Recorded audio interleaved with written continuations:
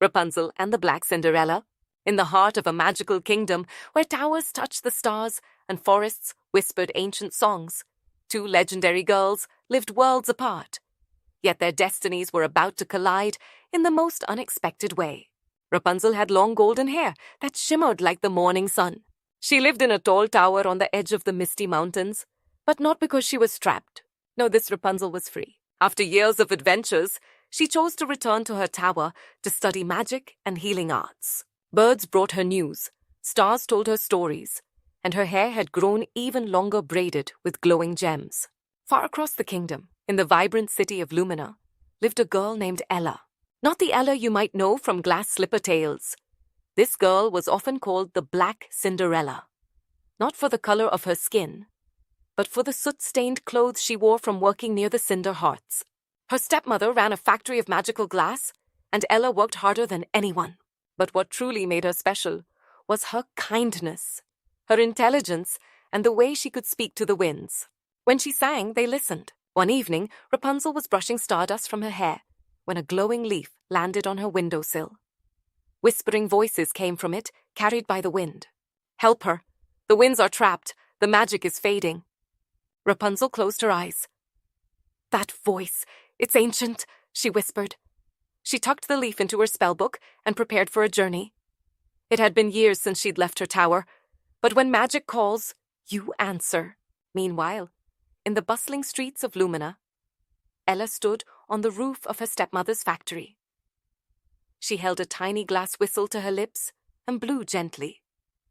The wind that came carried more than air. It brought messages from far-off lands. But today, the whistle did not work. The wind was silent. Suddenly the sky shimmered, and a small glowing bird descended in front of her. "Rapunzel is coming," it chirped. Ella blinked. "Rapunzel? From the old stories?" "She remembers the magic. You must meet her," the bird replied, before vanishing into sparkles. That night, Ella couldn't sleep. She took her favorite cloak and old velvet wrap that once belonged to her mother and snuck out. She headed toward the misty mountains, following the pull of magic in her bones. The two girls met at dawn, where the forest met the hills. Rapunzel stood tall and graceful, her hair braided into a rope that shimmered with dew. Ella arrived dusty and tired, but her eyes were fierce and bright. They stared at each other for a moment. "You're not what I expected," said Ella, surprised. "Neither are you," smiled Rapunzel. Together they laughed, and that laugh was the beginning of everything. As they traveled through the kingdom, magical creatures whispered to them. The winds had been captured, trapped inside enchanted glass spheres, hidden in the caves of the Lost Hollow. Without the winds, seasons were confused. Rain forgot where to fall. Songs couldn't travel. Even dreams were becoming quiet. "Someone is doing this on purpose," said Rapunzel, frowning. "It has to be the Shadow Maker," Ella whispered. "I've heard rumors. He wants to freeze time." They followed the clues through enchanted marshes and talking trees.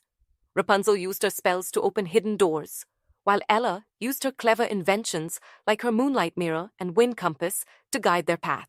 At last they reached the Lost Hollow. The entrance was guarded by 1,000 sleeping bats. One wrong move, and they'd awaken them. "I'll sing," Ella whispered. "The old lullaby my mother taught me." She closed her eyes and sang. Her voice was low, sweet, and full of longing.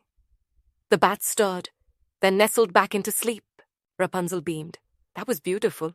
Inside the hollow, glass spheres glowed faintly. Each held a swirling wind, a trapped breeze, a silenced whisper. The Shadow Maker stood at the center, cloaked in mirrors. "I